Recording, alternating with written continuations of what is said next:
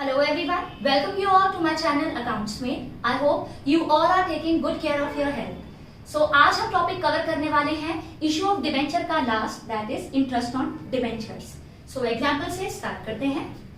Shiv limited issued ₹1,06,000 debentures of 10 inch.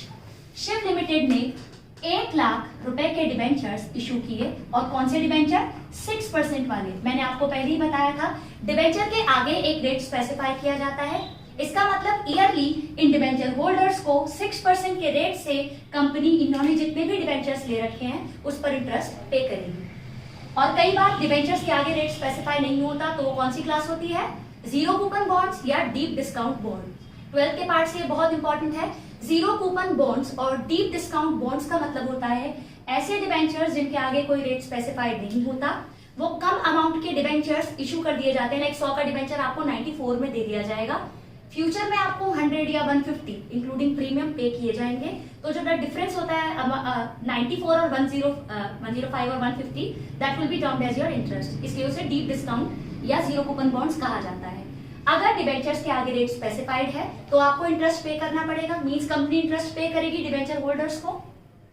तो उस situation में क्या एंट्री होती है? एग्जाम्पल को और आगे पढ़कर एंट्री स्टार्ट करेंगे. फिर तो आपने जो डिबेंचर इशू किए शिव लिमिटेड ने 10 रुपए के डिबेंचर 2 रुपए के प्रीमियम पर, मींस फेस वैल्यू थी 10 और 2 रुपीज के प्रीमियम पर डिबेंचर्स को इशू किया गया.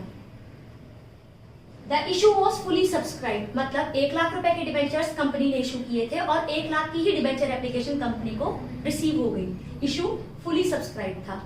Interest will be paid at the end of each financial year, means financial year की क्लोजर डेट पर इंटरेस्ट आपको पे करना है.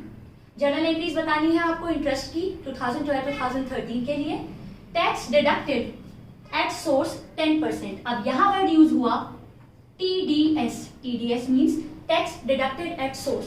कई बार कंपनी डिबेंचर होल्डर्स को जो भी इंटरेस्ट पे करती है वो टीडीएस कट करने के बाद देती है. Means tax deducted at source. Government के बिहाफ पर जो भी टैक्स इस डिबेंचर होल्डर को इंडिविजुअली पे करना था, कंपनी कलेक्टिवली उस डिबेंचर को डिबेंचर होल्डर से कट कर कर अपने पास सेव कर लेती है और कंपनी पे करती है फिर उस टैक्स को डिबेंचर होल्डर के बिहाफ पर. तो क्या एंट्री होती है देखते हैं.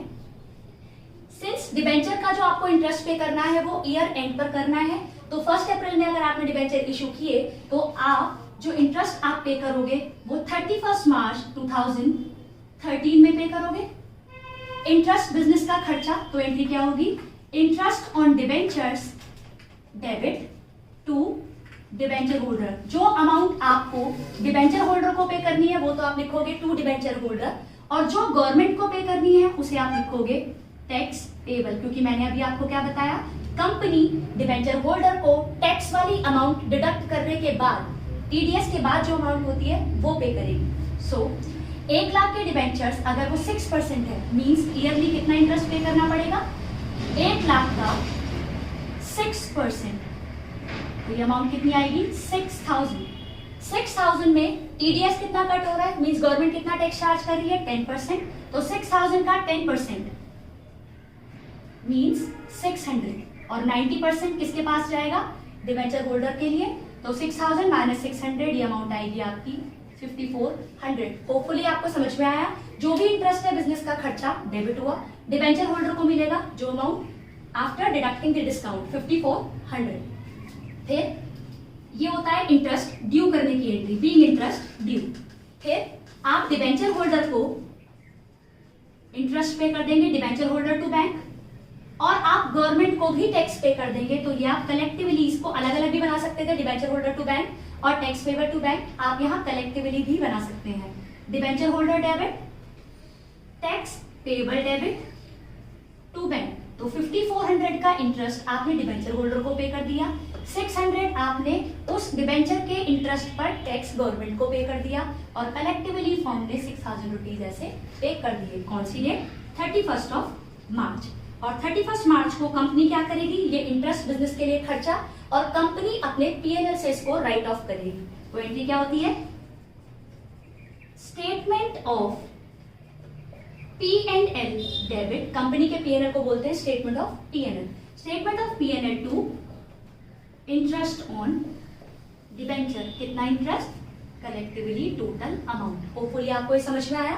इंटरेस्ट बिजनेस का खर्चा डिबेंचर होल्डर को ड्यू किया टैक्स डिडक्ट करने के बाद, फिर डिबेंचर होल्डर को और गवर्नमेंट को इंटरेस्ट और टैक्स पे कर दिया और इस इंटरेस्ट के नाम से जो अमाउंट थी कलेक्टिवली उसे पीएनएल से राइट ऑफ कर दिया। ये तो था अगर आप इंटरेस्ट पे कर रहे हो ईयरली। कई बार कंपनी इंटरेस्ट पे करती है हाफ ईयरली। सो उस सिचुएशन में क्या होता है, अगर कंपनी इंटरेस्ट पे कर रही होती हाफ ईयरली तो वो अगर 1 अप्रैल को आपका अकाउंटिंग ईयर स्टार्ट हुआ है तो वो 2 साल के इन बिटवीन कौन सी डेट होती, 30 सितंबर और 31 ऑफ मार्च। तो जो ये 2 एंट्रीज हैं बस वही आपकी रिपीट हो जाती। मींस आप 30 सितंबर को क्या बनाते, interest on debenture to debenture holder to tax payable. ये जो इंटरेस्ट आपने पे किया था 6000, ये तो पूरे साल के लिए किया था, तो हाफ ईयर के लिए अमाउंट कितनी हो जाएगी, हाफ। गवर्नमेंट को पे करोगे 10% और 2700 डिबेंचर होल्डर को। फिर 30 सितंबर को आप इसको पे कर दोगे debenture holder debit tax payable debit to bank. Company का बैंक अकाउंट रिड्यूस हो जाएगा 2700, 300 और 3000 से, और यही सेम एंट्री कंपनी बनाएगी 31 ऑफ मार्च को। ये दोनों सेम एंट्री रिपीट करेगी और year end that is 31 March company write off करेगी एक बार स्टेटमेंट ऑफ पीएनएल